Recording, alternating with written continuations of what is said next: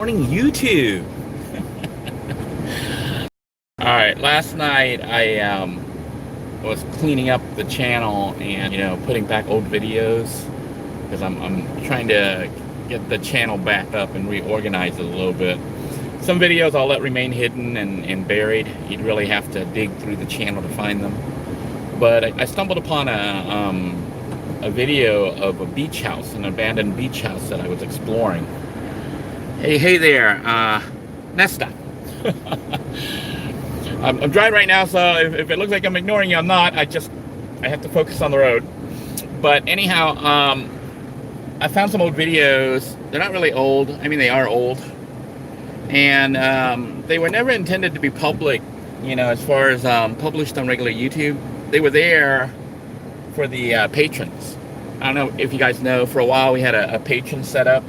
And there were supporters of this channel that were actually paying for some of the content you're about to see, which is like just not normal van stuff or just even the regular Survivor stuff, but interesting videos to say the least. Mostly me exploring potential homes.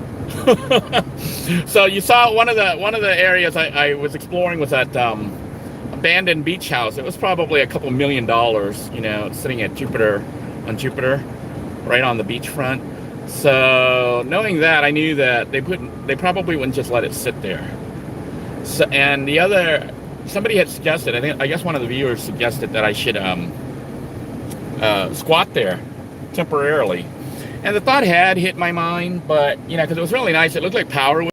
Had a really nice appliances, and it was really nice. And right on the beach, not just the beach. It was actually right in front of it. If you guys want to know that house, if you want to go look at it, it's right out at the I don't know if it's Coral Cove. The Coral Cove. What it is it's a part of Jupiter that doesn't look like the regular Jupiter Beach, that doesn't look like Florida. Florida beaches, for the most part, are sand. Okay, we only have sand here. Unless you go up to like Destin, Pensacola area, off the Gulf, then they have really nice white fine sand. So if you've been to Panama City, Destin, that area there, then the sand there is like awesome. The beaches there are really beautiful. There's like a really fine white sand. But the rest of Florida, for the most part, the beaches are pretty ugly. I mean, not ugly, they're just sand. Okay, it's like, I wouldn't say they're ugly. I would say they all look the same. It's just sand. And if you've never been down to the Keys itself, the water there is usually not that clean. At least when the numerous times I've been there. Not numerous, but I've been there a couple times. Every time I went down there, the water there was nasty. But yeah, let's get back to the abandoned beach house. I explore Florida a lot, and I know that on the video you guys don't realize it, but I cover almost the entire state on these videos. Mostly I stay within a 300-mile radius of Central Florida, because generally that covers all the areas that I venture out to on a day trip or when I was working for the knife gig. So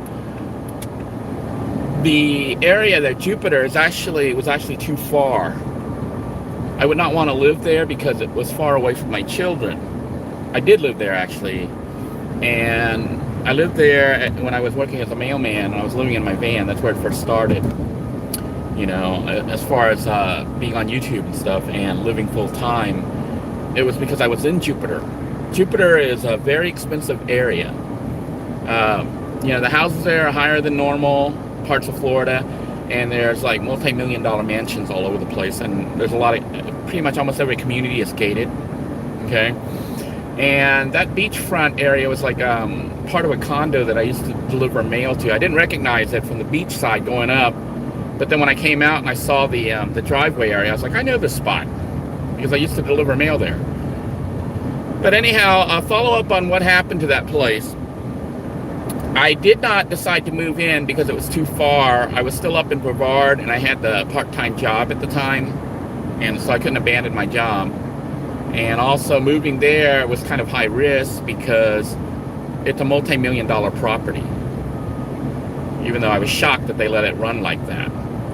Now, what happened was that video was made probably about 2 years ago. That's when all this stuff was going on. And I went back there with my wife, well, to explore, not really specifically for that house, but to explore Florida, because we like going to different cities, different towns, different beaches and stuff. So we do a lot of exploration within the state. There's a lot to explore in Florida.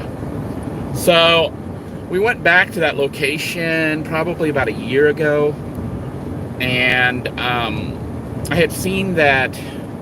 I actually went there. I think the video was made 2 years ago, and about half a year later, I went back with my kids, and I saw it again, and it was still abandoned, and the roof was falling apart.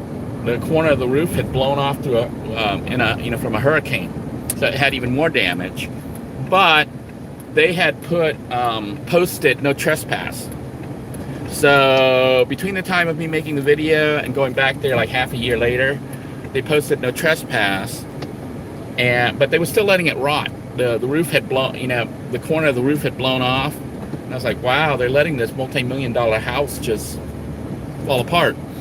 Then I went back there about a year ago with my wife, because outside that beach were the volcanic rocks. That's what I got distracted here. But that beach there isn't normal because it's Coral Cove. And if you look it up, it's a beautiful area. What happened is, like, I guess, I don't know if there was a volcano or whatever, or corals, but probably coral, although the rock looked like it was volcanic. I don't know. But there's these caverns under the beach made by these either the coral or the volcanic rock. I don't know what it is. It's black, ashy type rock with pores all through them. Maybe they are coral. I don't know. But they make these little caves, and water will actually go through there and blow up, almost like a geyser. So, anyhow, I went back there, and somebody was living in it. So, I don't know if they officially were supposed to be there, or they decided to just move in instead of me. I don't know.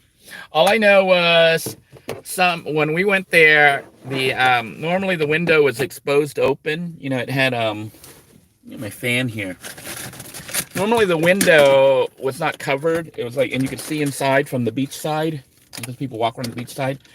But they had they had like curtains and stuff, and I saw people through the curtains walking around. And I saw that where the roof had blown down was repaired. And they continued to have the no trespass, but it was a different trespass. It was like private property or whatever.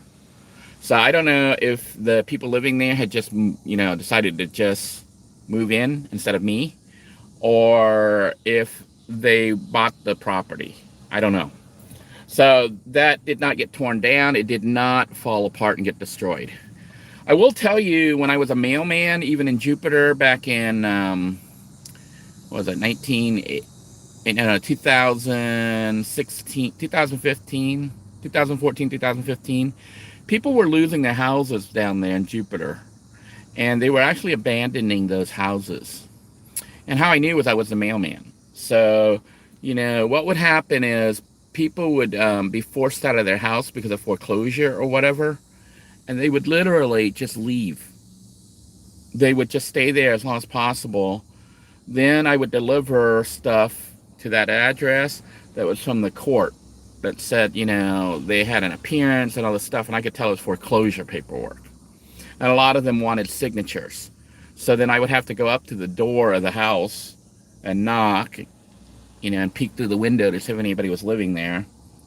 Then the official way you handle that kind of mail, you actually, if you're not sure that anyone's there, you leave the mail, okay? Or you leave a card saying they have to pick up the mail or whatever, depending on the kind of mail that it was. But if you could tell that nobody was living there, and how you tell is the mailman actually gets out and looks. So, like if I go to a box, by the road, curbside, and it's overflowing with mail, I will look through that mail that's sitting there, and if it's 3 months old, If there's mail there that's dated, because you know mail has a date stamp on it. If it's like 3 months old, I know nobody's been there for 3 months. Then what I do is I bundle up that mail and I put a note in there that says your mail's at the post office. Come pick it up at this post office. And then I take that mail back to the post office and I tell my supervisor, hey, no one's picking up mail from this box. What do you want me to do? So then they basically will usually tell me, okay, we're going to close that delivery there. They don't close the box yet because the mail off, you know, the post office doesn't have anything to do with whether or not it's occupied. But what they'll do is stop delivering mail there and they'll keep withholding the mail for a little bit. And then after a while, if nobody picks up and claims the mail, they'll send it back. First class mail gets returned. It'll say like undeliverable or whatever. And then, you know, they put a stamp on it. And then if it doesn't get delivered, I mean, like most of the mail that was in that box was mostly spam, you know, advertising stuff. But anyhow, at that condo unit, somebody moved in. I don't know who. I didn't go up because they had, there was a fence that goes out right to the beach and it said private property. So when I went back there with my wife, because I was going to show her and said, hey, do you want to move here? We can move into, if no one else has claimed it yet, we were going to I was like, well, we could end up moving into a multi-million-dollar house. Just move in there. Because that's what some people do. And I saw some houses in Jupiter that they did that. What happened was there's a group of people, because they started working together as a team. And what they would do, they would actually drive around town looking for empty houses, you know, houses that have been abandoned. And most of the houses in the Jupiter area were like really nice. There were some that were like normal houses. They're just expensive because they're in Jupiter. But they were being abandoned because people couldn't make the payments. This was back in 2015, 2016, 2014. And some people would go and form teams.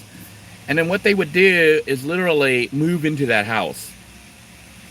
They would just move in, get the electric turned on, and start up mail and have power and everything.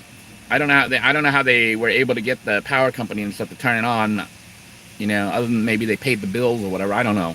I think the power company, the all the services that provide for that house, like trash and stuff, they don't care. As long as you're paying them, you pay the city, they let you move in.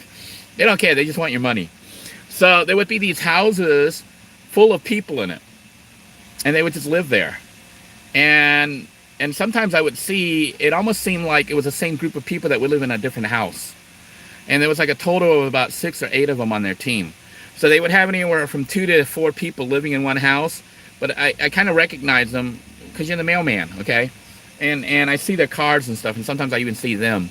But I would see them in one house, staying there for a while, and then I'd see them in another house that I knew was vacant. It was like vacant, and then suddenly it had those people in it. Now, for me, my job was not to do anything but to deliver the mail. So if they were there, that's between them and the city and the police and whatever, and the banks. You know, I deliver the mail, and if I know it's not them, then I don't give it to them, you know. But if I don't know, and the address is there, the mail goes into that box. But if I know for sure that's not them, I actually return the mail to the post office. And then I might even tell the supervisor, you know, somebody's living there, but they're not these people. And the post office might look in there and say, well, no one's claiming this address, so I don't know. But the reason I bring this up, I've been going through videos. I told you I'm kind of closing things out. So I've decided that rather than let some videos that are really interesting videos just sit there with barely any views, because they were patron videos. If you guys don't know what patron is, the patrons are the people who were actually supporting this channel financially. They were donating money on a subscription basis. I think I closed the Patreon a while ago, like 6 months ago. I closed it all down, so those people are no longer being billed. It was automatically billing. But using their money, I was able to pay for the internet and everything to do all these videos, you know, to make these videos, upload them and everything else, because it takes money. So there were videos there like that, the urban exploration where I was basically exploring places looking for a new home. That was back when I didn't have a semi-permanent job yet, and we didn't really know what was going to happen next. There was a chance that I could lose everything, and then I would be stuck, confined to an area. And that was also when, if you've been following the series at all, you knew that I built houses out in the woods. Some of you know, many of you know about the hut. You knew about Hut 1.0, which became famous enough because it was actually on Google Maps until I removed it because too many people were coming. And we had a trespass notice. So I didn't want people going there and, causing more trouble for the owner. So that got removed. It got destroyed. Hut 1.0 went away, got vandalized and destroyed. Then I showed you guys a little bit of Hut 2.0, but I didn't show you everything. The patrons got to see what happened to the hut after I left. So I may run those videos coming up. There were also some other stuff. And then when you're like, whoa, there was like a whole hidden channel inside the channel. Yeah, it was patron only. So the patrons kind of knew more of the story of Denoy, what was actually happening on this end. What you guys were seeing was me surviving in the van and stuff, but what you weren't seeing was me building for a potential situation that was worst case scenario. I could not get work anymore, and they potentially suspend my license, and I can't drive. Then I'm stuck. And I did not want to be stuck like under a bridge somewhere, okay? So I was looking for locations to run off and either just basically take over a house that had been abandoned. But some of the houses, like I said, were actually mansions almost. They were, or beachfront. They were nice. Then some of the places I went to, but those places I tended to look at them and say, if you squat a multi-million-dollar home, you're probably going to run into problems because the banks typically won't just let a multi-million-dollar home sit unless the bank goes out of business. Then maybe nobody knows the house is there. That happened to that dude in Texas. But then the residents got in an uproar because he moved into like a $10 million mansion. He was squatting a $10 million mansion or some crazy amount. It was like I think it was a $10 million mansion. But he just moved in. And what had happened in that case was the bank was foreclosing on the people who lived there. They couldn't pay it. So they moved out. And then another bank, the bank that was foreclosing went out of business. So that bank went out of business and that house was empty and there was no one claiming it. So the dude who did that, he had been researching properties and he searched to see who the owner was and realized it was actually owned by a bank that was out of business. So then he moved in and then he filed a bunch of paperwork to try to claim it.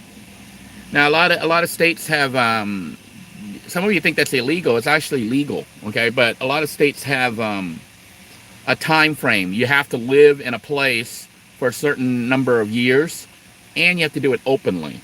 That's why I got served the no trespass, because a lot of the property out there in the compound is actually owned by individual people. And I don't know if you saw it, there were signs there. The police said it was a residential neighborhood, and some people were painting that cameras were there and they were watching you or whatever. The reason is the property is owned by private individuals, but if you do not enforce a no trespass on your land and somebody moves onto it and lives on it, they can claim it and it becomes theirs. But they have to do it by civil rules. One of the rules is they have to be there a certain number of years. The second rule is they have to do it openly. So they have to not hide. Like if they sneak into a house and nobody knows that they're there, they don't qualify to claim ownership of the house. They actually have to move in it, live there, and the neighbors see them living there. And if the neighbor says, "Are you living here?" they say, "Yeah, I'm living here." And they have to, if they turn on the electricity, if they get mail service, if they claim all that, yeah, and they have to pay taxes. That's the other thing. Faith Walker Todd knows it's all about money. The cities don't give a shit who owns it, okay? The city doesn't care. All they care is that you pay for trash pickup, so they get money revenue for trash cleanup. You pay for the water. You pay the taxes especially the county. And then, then the legal stuff, and even the police to an extent don't enforce it. And you're like, why didn't the police enforce it? The police can't really enforce it because it's private property. The only people that can really report it to the police are the owners. And then the police will do something about it. So even the neighbors complaining, unless, but when it's a rich area, the police tend to bow down to the rich. So if it's a rich neighbor complaining, the police might come by and hassle you, even though legally they can't really do anything because it's not coming from the owner. It's private property, so the owner, yeah, Tim says, says, the problem is you could pay taxes for 4 years and then be thrown out by the property owner and have no recourse. That is absolutely true. It's a gamble. Moving in like that is a gamble. Now, for some people it has paid off, okay?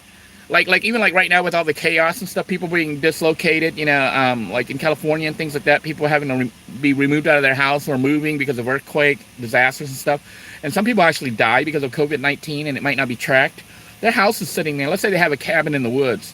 You're hiking and you find this cabin in the woods and, it's still intact, but it looks like it's been abandoned.